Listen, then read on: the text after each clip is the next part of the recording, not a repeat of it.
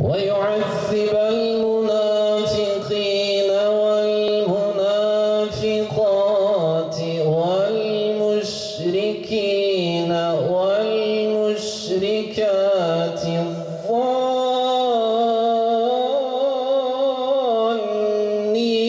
بالله ظن السوء.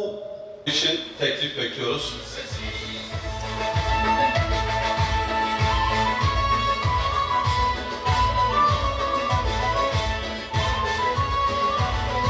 Hoş geldiniz, şeref verdiniz.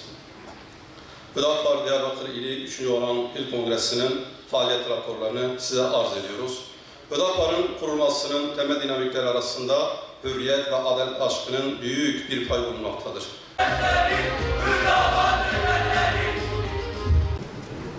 Bizleri 3. Kongreye ulaştıran Allah'a hamdolsun. Diyarbakır'ın Ahmet'in peygamber sevdalısı olarak anılmasına sebep olan Muhammed Mustafa'ya salat ve selam olsun. Hepinizin malumu olduğu üzere dünya bu yılın başından beri belki de tarihte görülmemiş büyük bir musibet yaşamaktadır. Koronavirüs musibeti. Tüm dünyayı saran bu musibet memleketimizi de şiddetli bir şekilde etkilemektedir. Normal hayatımıza artık COVID-19 belirler hale geldi. Bu vesileyle bu hastalıktan dolayı hayatını kaybedenlere Allah'tan rahmet, şu anda hastanelerde ve evlerde şifa bekleyenlere Rabbimden acil şifa diliyorum. Bu musibetin bir an evvel memleketin üzerinden kalkmasını Cenab-ı Allah'tan niyaz ediyorum. Mekanlar ve makamlar sakinleriyle izzet ve şeref bulur. Diyarbakır, Ahmet bu konuda dünyanın en şanslı şehirlerden bir tanesidir. Diyarbakır, peygamber sevdalısı bir sahabe şehridir. Diyarbakır, Hazreti Ömer'in gölgesinin bulunduğu İyad bin Garem ve Halid bin Velid'in ayak izlerinin olduğu 27 şehit sahabenin yan yana yattığı bir şehirdir. Selahaddin Eyyubi'nin durağı Şeyh Said'in aşkıdır Diyarbakır. Allah'ın selamı, rahmeti ve bereketi Diyarbakır'a ve Diyarbakırların üzerine olsun. Bu vesileyle 3. Diyarbakır İl Kongremizin memleketimize, milletimize ve partimize hayırlara vesile olmasını, ülkemize ve milletimize hayırlı hizmetlere vesile olmasını Cenab-ı Allah'tan niyaz ederim.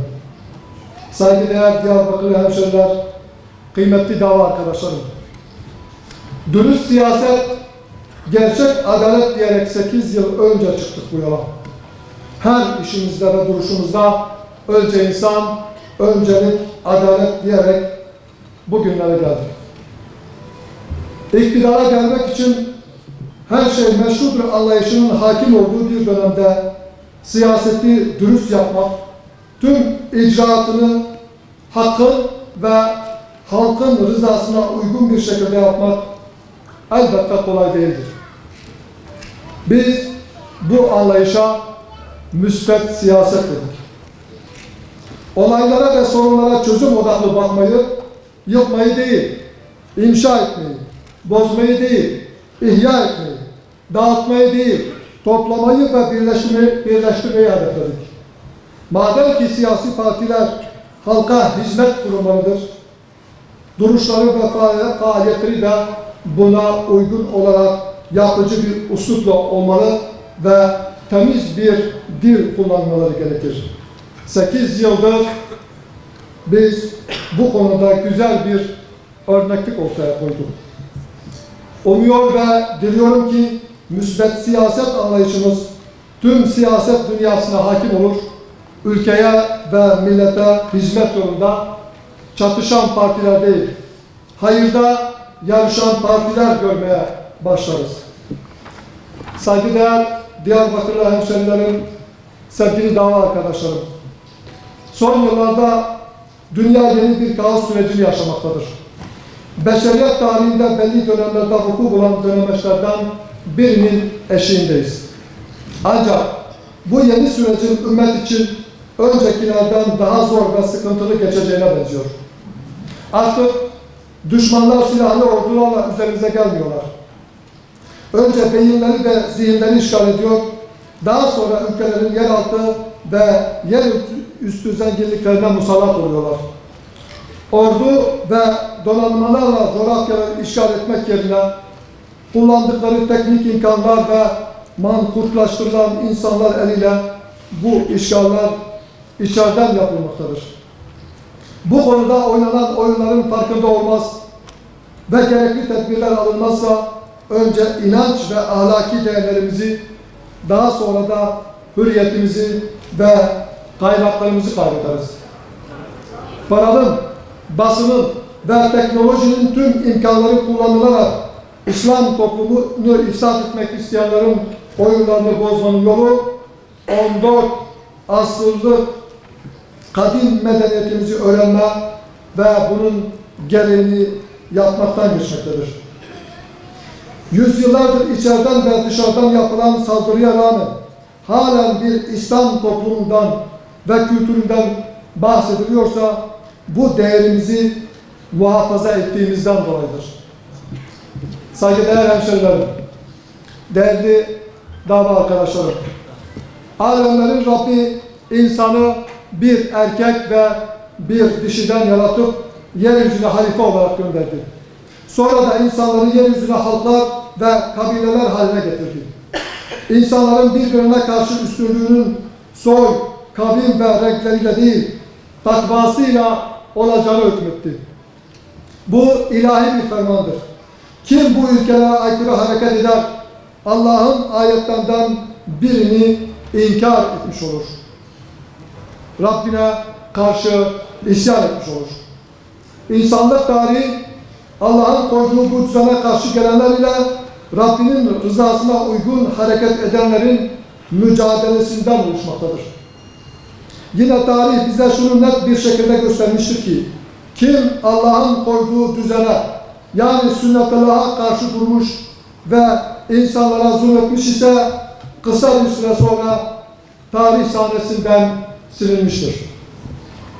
İnsanlara ben sizin Rabbiniz değil miyim diyecek kadar azgınlaşan Nemrutlar, Firavunlar ve Ebu Cehiller bugün lanetlenen aşağılık mahluklar olarak anılırken onlara karşı tevhid ve hak mücadelesi veren Musa, İbrahim ve Muhammed Mustafa, Rabbimin selamı hepsinin üstüne olsun, insanlığın rehberleri ve kurtuluş önderleri olma misyonunu halen devam ettirmektedirler.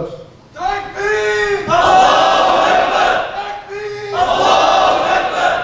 Tekbir! Allahu Ekber!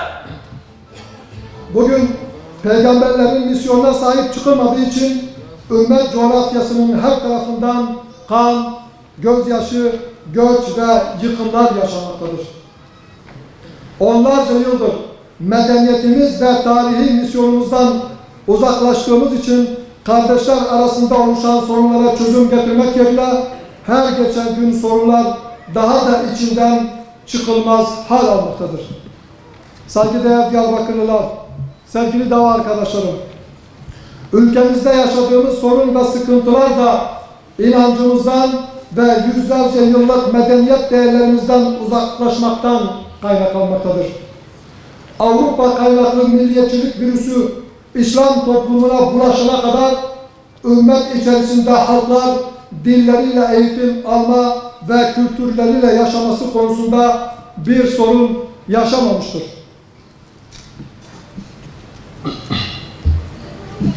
Ümmetin birliğini bozmak için İslam coğrafyasına milliyetçilik virüsü zerk edildikten sonra sorunlar oluşmaya başladı ve bir daha bu topraklar huzur yüzü görmedi.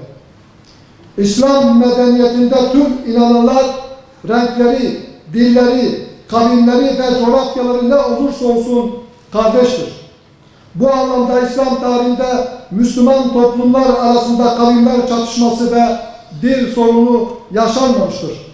Çünkü Allah'ın kitabı insanların renkleri ve dillerini ayetlerinden bir ayet olarak zikretmektedir. Kürtler yüzyıllardır bu topraklarda Arap, Fars ve Türk kardeşleriyle birlikte yaşamaktadır. Son 100 yıla kadar da milliyetlerinden dolayı bir sorun yaşamamış, birlikte yaşadıkları diğer Müslüman kavimlerle kardeş ve akraba olmuşlardır.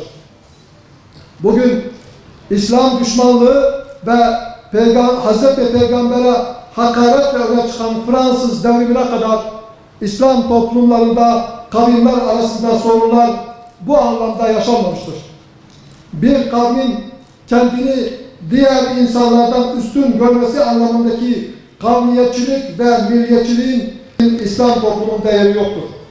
Ancak planlı ve programlı olarak ümmeti görmek için aramıza sokuldu ve maalesef başarılı da oldular. 100 yıldır aynı senaryolar tekrarlanıp durmaktadır. Bu ülke insan kaynaklarıyla, tarihiyle, coğrafyasıyla, yeraltı ve yerüstü kaynaklarıyla, medeniyetiyle dünyaya yön verebilecek ve önderlik edebilecek potansiyeline rağmen suni sorunlar ve iç kargaşalarla adeta çevresinde esen rüzgarlara göre şekil alan uydu bir ülke haline getirildi. Ülkenin sorun ve sıkıntılarının büyük bir kısmına kaynaklık eden Kürt meselesi adil bir şekilde kardeşlik hukuku çerçevesinde çözülmediği sürece ülkenin rahat ve huzur görmeyeceği artık görülmelidir. Kürtler bu ülkenin iki ana kurucu unsurlarından biridir.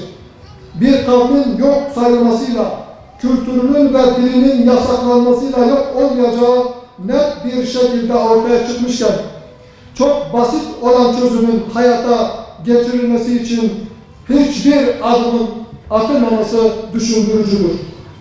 Sevgili Diyarbakırlılar, kıymetli dava arkadaşlarım, Kürt meselesinde red ve inkarcı anlayışın terk edilip çözüm arayışlarının konuşulması bile ülkenin sosyal, siyasi ve ekonomik açıdan düzelme trendine girdiğini hep birlikte müşahede ettik.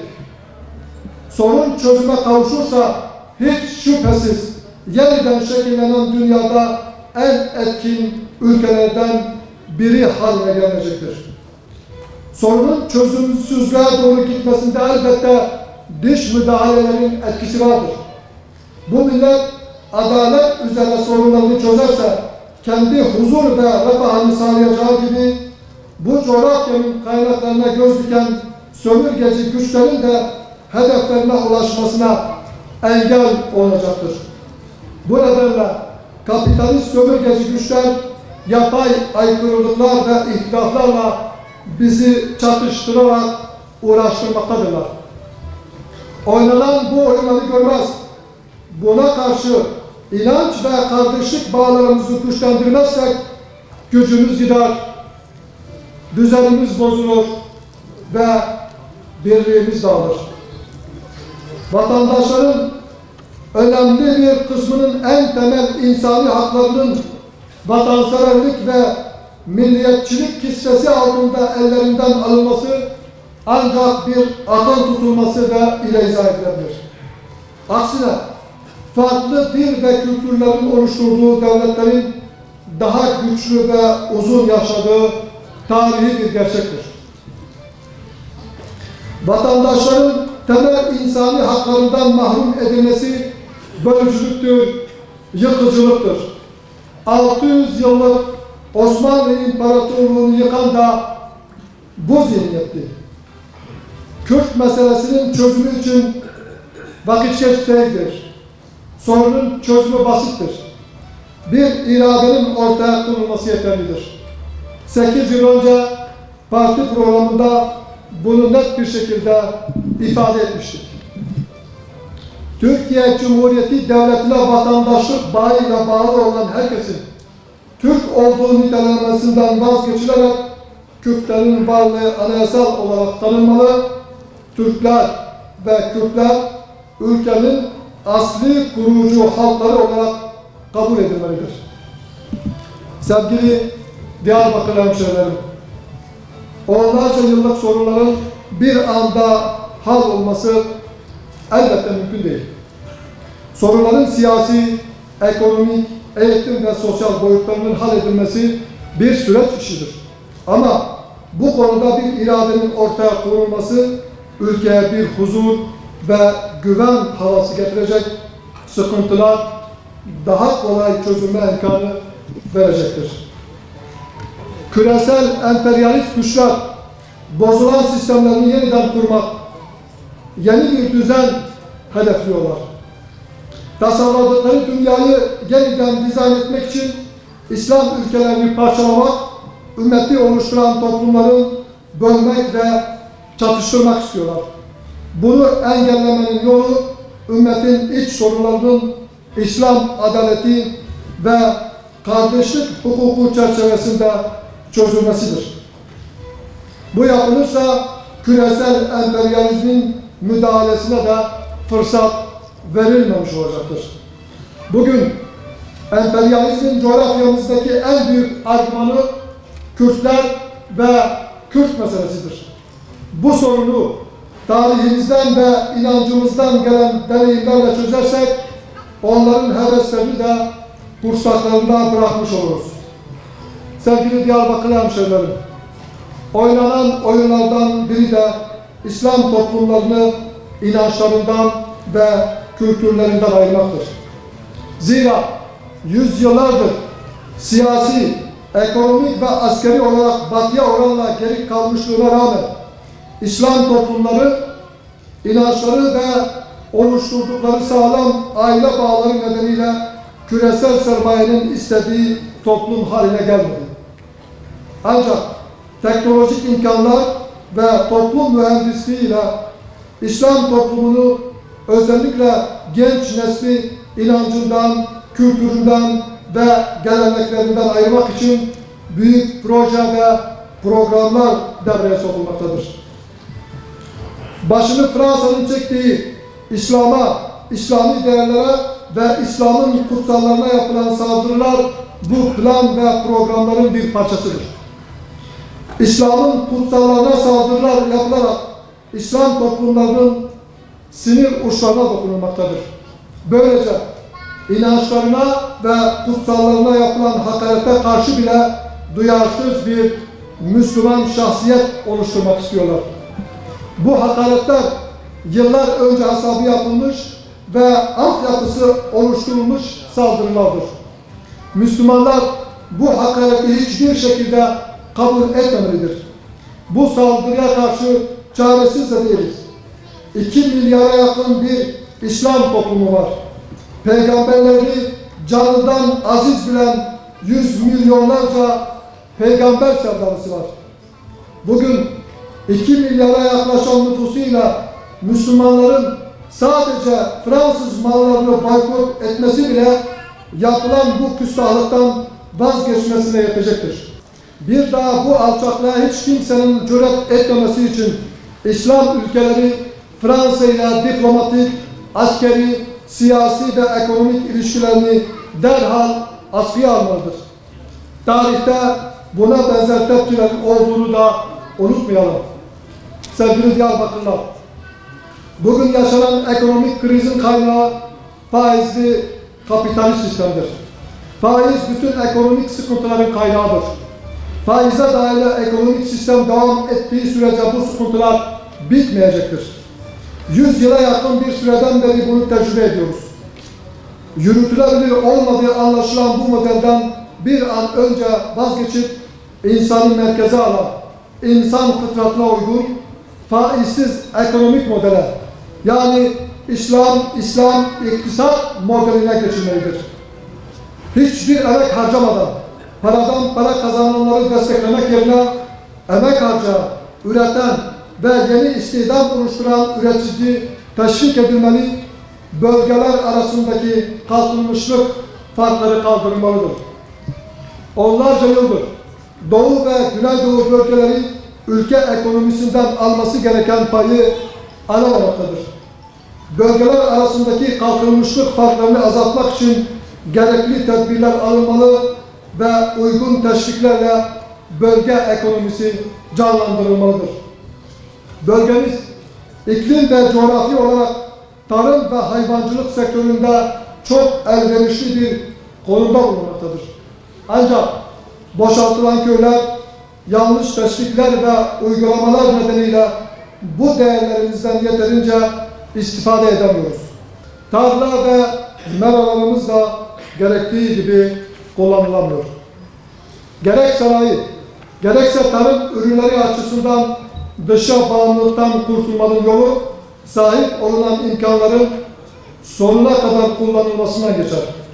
Bulunduğumuz bölge, coğrafi ve iklim şartları bakımından ülkenin stratejik ihtiyaçlarının önemli bir kısmını karşılayabilecek potansiyele sahiptir. Koronavirüs salgını stratejik gıda ürünlerinin bu ülke için ne kadar önemli olduğunu net bir şekilde ortaya koymuştur. Bu musibetten gerekli dersleri çıkararak stratejik öneme sahip ürün, mal ve hizmetlerin üretilmesi yeterince teşvik edilmelidir. Hayatın her alanında ihtiyaç duyulan mal ve hizmetleri yerli imkanlarla üretebilmek için gerekli tedbirler alınmalıdır. Sevgili hemşehrilerim, toplumları ifsad etme ve ülkeleri ele geçirmenin en etkili yolu inanç ve ahlaki değerleri yok etmek ve işlevsiz hale getirmektir. Bizim en önemli değerlerimizden biri aile kurumumuzdur. 1400 yılda şekillenen aile yapımız ve kültürümüz dışarıdan yapılan saldırılara karşı en önemli zırhlarımızdan biridir. Bu nedenle aile kurumumuz ana hedef durumundadır. Aile yapımızı ortadan kaldırıp insanları başıboş fertler yığını haline getirmek için çeşitli yollar denenmektedir. İstanbul Sözleşmesi ve buna dayanarak çıkartılan yasalar aile yapımızı yok etmek, sapıklığı ve sapkın ilişkileri meşrulaştırmak ve normalleştirmek isteyen çalışmalardan biridir.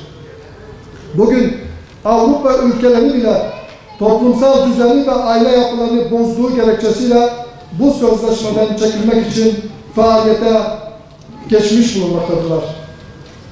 Ama bir İslam toplumunun bu sözleşmeye bağlılıkta ısrar etmesini anlamak mümkün değildir. Sözleşmenin verdiği zarar geri dönülmez bir raddeye gelmeden önce bu sözleşmedeki imza geri çekilmeli ve halkımızın gelenek, görenek ve inancına uygun yasalarla bu alanda meydana gelen ifsadın önüne geçilmelidir. Aile kurumuna yapılan saldırılardan biri de genç evliliklerin yasaklanması ve ağır cezai yaptırımlara bağlanmasıdır. Toplumun inanç ve geleneklerine uygun bir şekilde karşılıklı rıza ile yuva kuran binlerce erkek, cinsel istismar gibi aşağılayıcı bir suçlamayla cezaevinde bulunmaktadır. Kadını istismara karşı koruma adı altında binlerce kadın mağdur edilmekte, çocuklarıyla ailenin tüm yükünü tek başına taşımaya zorlanmaktadır. Kadını koruma adı altında aile hayatı ve yuvalar yıkılırken gayrimeşru birliktelikler teşvik edilmektedir. Yüzyıllardır bu mağduriyetlerin giderilmesi için yükselen çığlıklar bir avuç batıdan fonlanan derneklerin itirazları nedeniyle duymazlıktan gelinmektedir. Bir an evvel genç evlilik mağdurlarının çığlıklarına kulak verilmeli ve toplumun inançlarına, gelenek ve göreneklerine uygun düzenlemeler yapılmalıdır. 8 yıldır sorun ve sıkıntılardan kurtulmanın, huzur ve güven ortamının oluşturmanın, insanı merkeze alan ve adaleti önceleyen anlayışla mümkün olacağını dile getiriyoruz. İnsanı merkeze alan, ve adaleti önceleyen anlayış, icraatın esasını oluşturmadığı için ülkenin her kesiminden itirazlar, şikayetler ve feryatlar yükselmektedir. İnsanın merkeze almayan devlet uygulamaları nedeniyle özgürlük ve güvenlik dengesinde her gün denge biraz daha güvenlikçi uygulamalara doğru gitmektedir. Mesken masumiyeti kavramı neredeyse hukuk dünyasından çıkmış bulunmaktadır. İfadeye çağrıldığında istenen yere gelecek olan kadınların gözaltına almak için gece yarıları onlarca polis kapılarını zorlayarak evlerine girmekte, küçücük çocukların yıllarca sürecek psikolojik travma yaşamalarına neden olunmaktadır. Masumiyet karinesi rafa kaldırılmış durumdadır. İnsanlar mahkemelerden beraat kararı aldıkları halde emek verdikleri, ekmek yedikleri kurumlardan ihraç edilmektedir. Yıllarca büyük emek ve hayallerle alınan diplomalar ve sınavlardan alınan derecelere rağmen gençler mülakat adı altında elenerek açığa ve yokluğa mahkum edilmektedir. Ehliyet ve liyakat devlet kurumlarında en önemli ölçü olması gerekirken tarafkirlik ve yakınlık kadrolaşmada tek ölçü haline almıştır. Hükümet edenlere yakınlığından başka bir özelliği olmayan insanlar hak etmedikleri ve hakkını veremedikleri makamlara gelmektedir. İnsanlık tarihinin en kadim ilkelerinden biri olan suç ve cezanın şahsiliği ilkesi, güvenlik soruşturması adı altında yerle yeksan edilmekte, insanlarımız uzak akrabalarının işlediği iddia edilen suçlar nedeniyle kolektif cezalandırılmaya tabi olmaktadır. KHK uygulamaları nedeniyle yüz binlerce aile, milyonlarca insan mağdur durumdadır. Ülkesini ve halkını küresel emperyalist güçlere satmaya çalışanlar yurt dışına kaçtılar. Buralarda ifsat hareketlerine ve efendilerine hizmet etmeye devam ediyorlar. Ama örgütün ibadet katmanını oluşturan ve ülkeye hizmet ettiğini düşünerek faaliyetlerine katılanlar cezaevinde ömür geçirmeye veya aç ve açıkta kalmaya mahkum edilmektedirler.